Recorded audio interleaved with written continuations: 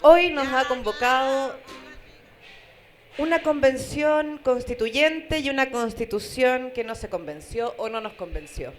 El Liguria no solo es un foco gastronómico o cultural, también es el espacio donde las ideas se debaten y se firman con firma de autor. Cuando un proyecto colectivo se cae, a veces lo que queda es una herida tremenda y a veces, según algunos psicoanalistas lacanianos, esa herida es semilla. ¿Qué nos va a decir hoy Jorge Baradit? Lo vamos a saber ahora. Muchas gracias, Jorge, por aceptar esta invitación desde Valparaíso. Gracias por la invitación. Haber participado en el proyecto fue necesario, es algo que volverías a decidir. Sí, absolutamente. Yo nací el 69, el 73 tenía 4 años. Cuando uno nace por segunda vez, que es más o menos a los 12, a los 13, cuando uno sale del útero de la casa y se convierte en una persona que anda sola en micro y ejerce su autonomía. Mi primer choque con la realidad fue el 83, tenía 13 años y me encontré al frente de la casa de un amigo en el Cerro Alegre con una poza con masa encefálica. Y esta poza de sangre con masa encefálica, que estaba mirando mucha gente, fue mi fanfarria de bienvenida al mundo en el que me había tocado vivir. A partir de ahí comencé a conocer, a investigar, a reunirme con amigos. Y entonces, después votar por el no y ganar, después ver muchas gracias, váyase para su casa, ahora mandamos nosotros, porque cuando se mete la gente, queda la escoba. Entonces finalmente después del estallido, me veo con lo que yo en ese momento sentí, que era, bueno, ahora me toca a mí dejar la piel en esto, ¿no? Sabiendo que nos iban a pasar por encima, sabiendo que nos iban a hacer pedazos, porque lo sabíamos. ¿Y no fue un poco como, ahora soy parte de la fiesta y bailo como loco? Lo que pasa es que tiene características carnavalescas esto, ¿no? Pero lo que se nos olvidó, o a mucha gente se les olvidó, que cuando termina el carnaval tiene que venir el miércoles de ceniza y 40 días de seriedad y reflexión. Entonces, uno de los problemas en la convención es que muchas personas, no me incluyo en ese error, pero sí en otros, consideraron que había que llevar la calle a la convención. Y los chilenos somos muy conservadores. ¿Votamos por la emoción? Sí, votamos por la emoción, pero había un momento para ponerse serio y ponerse a trabajar. Y lo que a la gente que estuvo adentro le consta es que eso ocurrió. Fue un trabajo muy serio, yo me atrevería a decir que fue muy profesional y el resultado no es un mamarracho ni con mucho menos. El problema era cuando tú te enfrentas con gente que te dice que no va a apoyar votar el Estado Social y Democrático de Derecho, que no sé si recuerdan, pero la primera vez se perdió la votación. Eso fue un aviso de grupos monocausales de que si no apoyábamos ideas como la sintiencia de los árboles o tal o cual cosa del mundo indígena, no nos iban a aprobar una cuestión tan relevante como el Estado Social y Democrático de Derecho. Entonces eso yo creo que también fue otro problema que tuvimos que enfrentar. Los hermanos peleando en conjunto. ¿No? Yo te diría una sociedad que ve por lo propio, y me parece que el siglo XX ha sido desde el descubrimiento o invención del inconsciente, se ha difundido y se ha aceptado una idea muy poderosa, que es que la felicidad tiene que ver con ser quien uno es. Como mal desprecio, este desprecio estúpido por las políticas de la identidad, por las identity politics, que se le ha llamado incluso la peste que ha destruido a la izquierda, ¿no? Y yo creo que no, yo creo que esto tiene que ver con esa necesidad de ser quien uno es, de adueñarse de tu propia historia y pararte desde ti mismo. Pero ¿cómo se apropia de la historia un país mestizo? Un país guacho y mestizo. Sí, a lo que voy es que el individualismo es una perversión de esta necesidad de lograr identidad.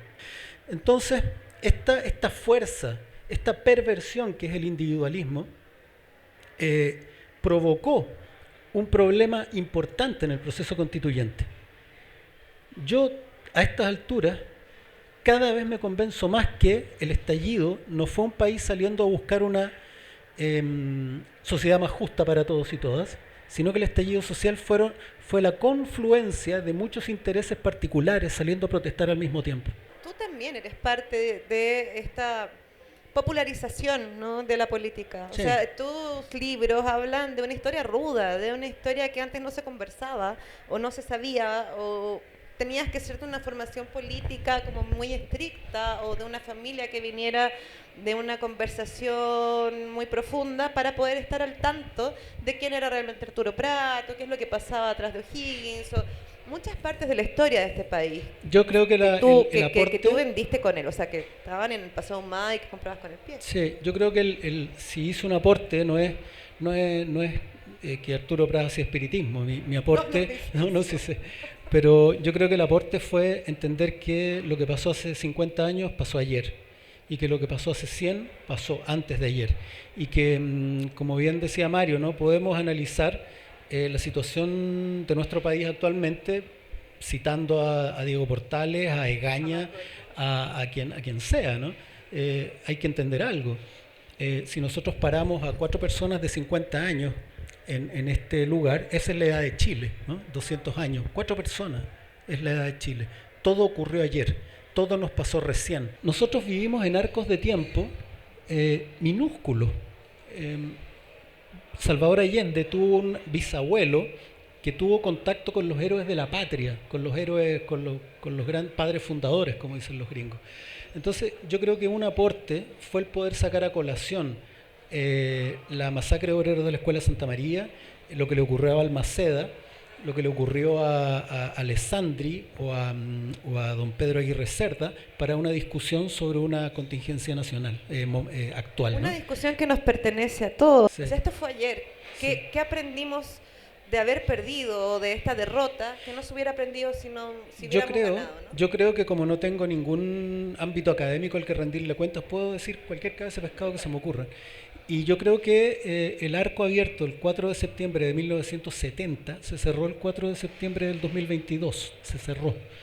Fue uno de los errores que cometimos las personas que salimos el 18 de octubre a la calle, que creímos que esto era un movimiento que cumplía el sueño de todos los antiguos socialistas y de todas las antiguas personas de izquierda, que era revincular el proceso de la Unidad Popular con el hoy. Esto que la historiografía chilena llama el proceso de acumulación de fuerzas, ¿no? La CUT, después el FRAP, y todo parece ir hacia arriba, y todo parece ir acumulándose hasta alcanzar poner a un presidente de izquierda en la moneda. Y lo que ocurrió el 11 de septiembre del 73 fue un accidente horrendo, un choque frontal, pero un accidente, porque la historia nos llama, la historia no la pueden detener, porque todas esas frases que decían pueden cortar las flores, pero la primavera continúa, eso murió, eso falleció. ¿Cuál fue el espejismo? Que la élite política o la élite informada salió a la calle de inmediato con todo el kit de resistencia. Y si ustedes recuerdan, el derecho de vivir en paz, de nuevo las fotos de Allende, una nueva unidad popular, salió toda una iconografía nueva. Inicialmente salimos a vestir y a hablar los que teníamos ropa y teníamos voz, ¿no? Pero era todo esto añejo, medio añejo, ¿no?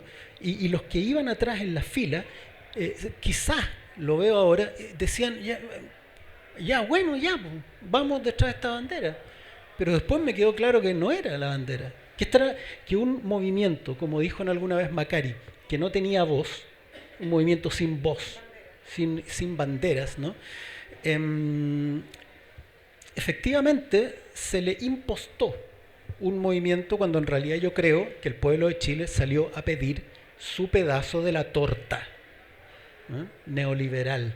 Yo estoy sumamente convencida de que esta caída es el primer porrazo de un país que va a aprender a caminar. El otro día don Raúl, en tu cumpleaños, don Raúl Zurita, frente a mi desconsuelo, porque como les digo, yo nací con esta cuestión, pensé que íbamos a ponerle un cierre y sin embargo no fue así, fue la muerte, ¿no? Para mí durante varios meses fue una especie de muerte. Me dijo, pero si yo viví el estallido del 58, perdón, del 57 contra Ibáñez, que a todo esto se ha dicho, también se desinfló ese estallido, digamos que también fue por, no es la gente lo confunde con la revolución de la Chaucha, que fue antes, pero la del 57 también tuvo que ver con pasaje público, de transporte público, pero lo más divertido, lo más curioso es que este estallido también se aplastó por una pandemia de un virus que llegó de China, también en barco a Valparaíso, y tuvieron que encerrar a la gente, se hicieron cuestiones de ese tipo. Pero en el fondo lo que me quería decir don Raúl era que él ha vivido muchas derrotas dramáticas, ¿no?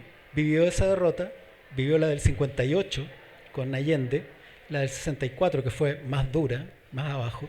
También vivió alegrías como el de el 1970 y atrocidad como lo que empezó a pasar el 73. Alegría de nuevo con el plebiscito, y que esta para él era una derrota más. Yo espero que cuando tenga 80 años pueda pensar de esa manera. Muy bien. Bien, te agradezco mucho, Jorge, no solo por la valentía de haber sido parte de nuestro proceso, por relatar nuestra historia, por ser parte del relato. Gracias por estar aquí, gracias a ustedes por estar aquí. Muchas gracias a Liguria, muchas gracias a Cristian, y seguimos adelante.